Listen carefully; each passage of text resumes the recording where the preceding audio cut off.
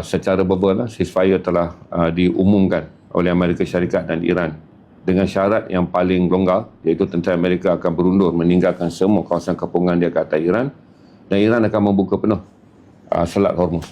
Baik, ramailah akan dengar dalam keadaan percaya ataupun tidak.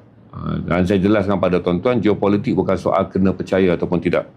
Geopolitik bukan akidah, dia hanyalah satu pengetahuan am. Jadi tuan-tuan ambil untuk tahu je keadaan dia.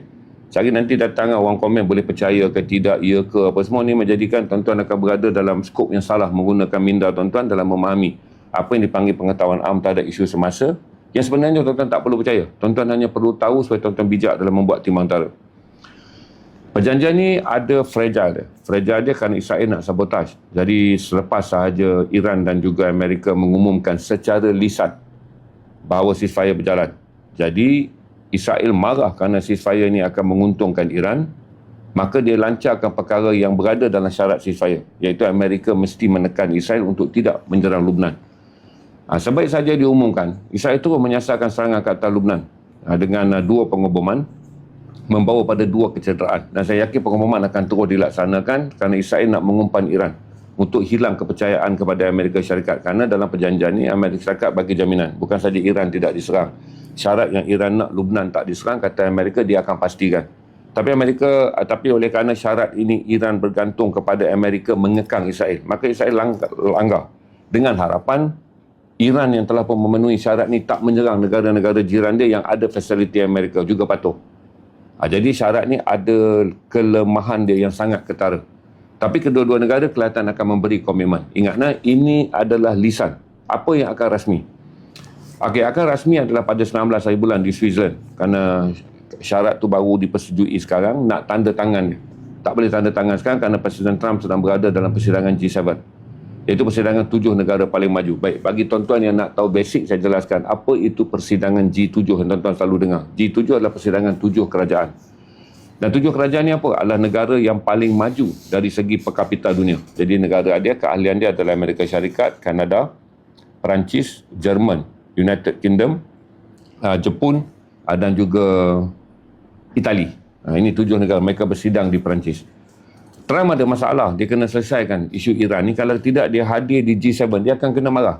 Kerana serangan dia ke atas Iran telah menyebabkan sekutu G7, 7 negara termaju di dunia ni, 6 sekutu dia berada dalam keadaan yang sangat susah kerana berlaku recession dan atas perebutan harga minyak dan kenaikan harga minyak.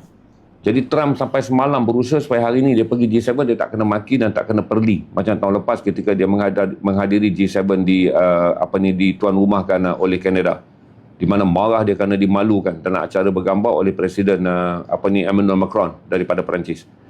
Maka kalau tuan-tuan lihat perkembangan hari ini masih lagi fragile, iaitu kedua-dua pihak. Iran pun telah mengeluarkan kenyataan ini, dia nak pastikan tentera Amerika balik dulu, kemudian tentera Amerika juga pastikan tiada serangan baru dilaksanakan ke atas Iran. Kemudian semua kapal-kapal yang keluar yang menggunakan bendera persetujuan Iran tak diserang. Amerika meminta dia akan berundur semua kapal yang keluar menggunakan bendera mana-mana negara Iran tak boleh serang dan tak boleh cukaikan.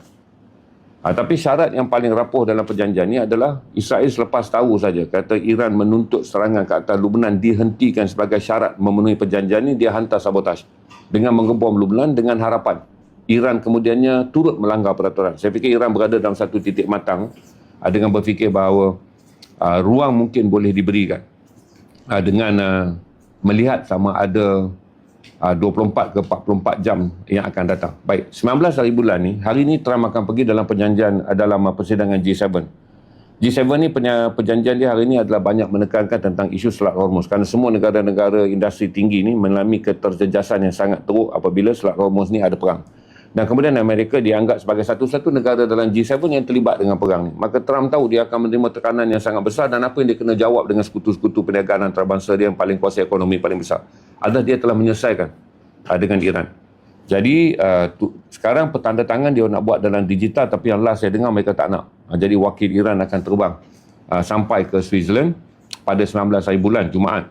Barulah tanda tangan secara rasmi akan dibuat oleh wakil Iran dan wakil Amerika. Dia tak habis di situ. Iran tak nak dia dalam bentuk perjanjian tanpa resolusi. Selepas saja perjanjian 19 hari bulan Jun nanti, Iran minta perjanjian ini dibawa ke dalam Majlis Keselamatan Pertubuhan Bangsa-Bangsa Bersatu. Berarti dia menjadi apa yang dipanggil sebagai resolusi PBB. Ini saya rasa langkah bijak Iran untuk melindungi diri dia daripada perjanjian ini dianggap perjanjian dua hala. Yang mana kalau Amerika mungkin tak ada apa-apa punishment dikenakan kerana Amerika kerana perjanjian ini dibuat di luar resolusi. Untuk membolehkan perjanjian ini dijadikan perjanjian yang telah diputuskan oleh resolusi Pertubuhan Bangsa-Bangsa Bersatu, maka dia nak ke resolusi ini dibentangkan. Dan resolusi ini saya fikir apabila dibentangkan, kerana Iran telah pun menjadi sebahagian daripada pembentang resolusi, dan kemudiannya Amerika adalah negara yang berada dalam United Nations Security Council, 15 negara, 5 kuasa nuklear yang menjadi negara tetap dan 10 negara anggota yang bergilir setiap 2 tahun ini mungkin akan berkemungkinan besar akan mengundi setuju dengan resolusi. Cuma apa bentuk resolusi dia? Ini persoalan yang sangat besar. Tapi daripada draft yang tuan-tuan tengok, nampak ada kelonggaran di mana Amerika setuju bahawa draft yang pertama, package yang pertama adalah tidak menyentuh mengenai nuklear Iran. Package yang pertama tak menyentuh mengenai peluru pandu Iran. Package yang pertama adalah back to square one. Back to square one ni berarti Amerika menghentikan serangan dia ke atas Iran. Iran buka balik Selat Hormuz. Itu dipanggil back to square one. Tapi Iran untung kerana Iran mendapat back to square one ni dalam dua benda. Satu adalah sekatan ke atas dia ditarik balik serta-merta oleh Amerika Syarikat. Ini saya tengok dalam draft yang keluar hari ni. 14 draft tu tuan-tuan rasa besok atau lusa tak mungkin kita dapat. Tapi tuan-tuan rujuk balik 14 draft yang telah dibocorkan oleh banyak media antarabangsa. Berita harian pun dah keluar 14 draft ni. Mengenai draft yang dipersetujui. Berarti fasa 1 telah bersetuju nak selesai back to square one. Manakala fasa 2 barulah terbabit. Rundingan yang membabitkan bagaimana Iran harus mematuhi untuk tidak mengaktifkan penghasilan uranium nuklear. Cuma tak disebut dalam draft 2 453.9 kg uranium nuklear Iran yang ada tu bagaimana nak dilaksanakan. Ini mereka akan bincang secara detail. Cuma untuk kita ni, kita nak perang ni berhenti bagi membolehkan Selat Hormuz dibuka semula dan dunia yang terencat teruk termasuk impak yang telah mula melanda negara kita akibat ketergangguan bekalan minyak ni dapat diselesaikan. Dan kalau hari ni, kerana ni masih awal nanti besok petang saya update. Kalau dalam 24 jam ni, Selat Hormuz menunjukkan pergerakan kapal yang sangat banyak keluar masuk untuk mengeluarkan minyak dan Iran kelihatannya membenarkan pintu ni dibuka semula tanpa gangguan. Dan kemudian tiada laporan baru mengenai mana-mana pengebuman Amerika. Dan kemudian kita akan dapat detect semua 112 kapal perang armada Amerika yang berada. Titik daripada kajian satelit menunjukkan mereka mula berundur dan meninggalkan selat. Meninggalkan perairan yang berdekatan dengan Iran. Berarti ini adalah satu kemajuan. Ketergangguan saya fikir adalah Israel akan sabotaj perjanjian ini dengan terus mengebom Lebanon bagi membolehkan Iran hilang keyakinan bahawa Amerika boleh mematuhi syarat ini untuk mengawal Israel bagi tidak menyerang Lebanon, di mana Lebanon kawasan-kawasan yang Israel serang adalah kawasan Hezbollah, iaitu penyokong Iran yang kuat yang turut membantu Iran ketika mereka diserang oleh Israel dan Amerika Syarikat. Dengan Hezbollah juga melancarkan serangan ke atas Iran dan Iran membalas dengan serangan yang sangat dahsyat yang menyebabkan lebih 3,000 orang mati. Jadi sekarang kita nak anggap kata tepat adalah tidak matang. Sebagai kita kata tadi, kita tak boleh mengambil konsep percaya je, kita ambil konsep fakta je. Pasal dia itulah hari ni. 24 jam faktanya akan menunjukkan sejauh mana dia boleh berkesan. Kalaulah Israel terus menyerang Lebanon, tapi Iran tak membalas tindakan, berarti dia pegang pada satu perjanjian, Amerika memerlukan waktu untuk memastikan dia boleh mengendalikan Israel, sama ada melaksanakan tekanan ekonomi, tekanan politik ataupun apa bentuk sekatan ke atas Israel. Kerana Amerika perlu betulkan kedudukan, kerana Israel bukan pihak yang berada dalam perjanjian ini, tapi dia adalah pihak yang berperang secara langsung dengan Lebanon tanpa campur tangan daripada Amerika dari segi ketenteraan secara langsung. Jadi itu saya jelaskan. Jadi berarti hari Jumaat ini barulah proses tanda tangan perjanjian. Tapi Iran tanda tangan perjanjian dengan satu syarat. Perjanjian ini mestilah dibawa ke Pertubuhan Bangsa-Bangsa Bersatu melalui forum yang paling tinggi, United Nations Security Council, UNSC. Itu saya update tuan-tuan untuk geopolitik hari ini. Ada yang mana nanti ramai orang kata boleh percaya ke Amerika, boleh percaya ke Israel. Geopolitik bukanlah akidah untuk dipercayai. Dia adalah satu pengetahuan untuk difahami. Supaya tuan-tuan akan boleh faham inilah perkembangan dia. Kerana kita boleh mengetahui fakta, tapi kita bukan negara orang yang mengawal dunia. Kita boleh ada akses untuk memahami keadaan, tapi kita bukanlah orang yang mengawal keadaan. Jadi dia ada kefahaman bahawa mengetahui sesuatu untuk kefahaman adalah dipanggil sebagai pengetahuan ilmu. Dia tak sama mengetahui sesuatu untuk dipercayai, nak dipegang. Itu dah jadi lain-lain dah. Jadi saya share dengan tuan-tuan sebab nanti ramai yang masuk dalam ni, duk komen lagi, boleh percaya ke apa ke. Dia jadi rumit. Pengetahuan tuan-tuan tak akan meningkat kerana tuan-tuan meletakkan bahawa pengetahuan am sebagai satu akidah.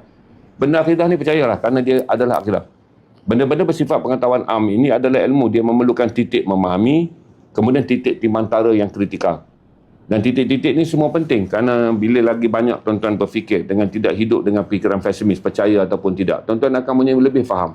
Minat tuan-tuan untuk tahu besok apa yang akan berlaku lebih tinggi, apa impak ke atas ekonomi Malaysia akan menjadi lebih besar. Perang ini tidaklah berarti kita menyebelahi mana-mana pihak. Tapi kita menyebelahi supaya perang ini tidak mencetuskan kemiskinan kepada negara yang telah miskin. Kita bersetuju perang ini mesti ditamatkan untuk tidak merengsakan negara-negara yang telah pun berada dalam kekerengsaan. Dan perang ini mesti diselamatkan supaya supaya mereka yang berada dalam industri yang terjejas tidak kehilangan pekerjaan. Ini kenapa kita nakkan keamanan ini dicapai.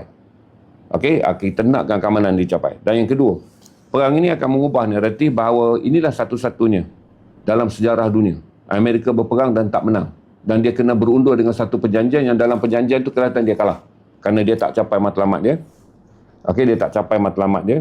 Kemudian dia terpaksa berpatah balik kerana apa yang barulah dia faham. Bahawa tidak semua negara-negara dia serang akan dia ulangi kejayaan dia seperti mana dia berjaya lakukan dalam Perang Dunia Kedua. Dia berjaya lakukan dalam Perang Korea tahun 50-52. Dia berjaya lakukan dalam tahun 55, tahun 75 dalam Perang Vietnam. Yang dia berjaya lakukan dalam keadaan hancur dan tinggalkan Islam dalam keadaan musnah ketika dia terlibat langsung dalam Perang Iraq 2003, Perang Afghanistan 2001.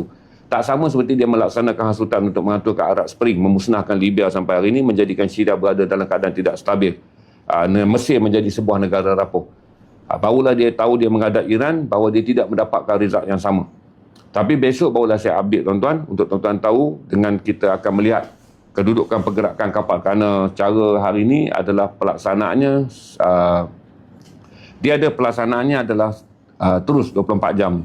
Sebab mereka masih ada hari ni 15 bulan. 15, 16, 17, 18, 4 hari. Untuk melihat keadaan supaya 19 perjanjian ni boleh ditandatangani.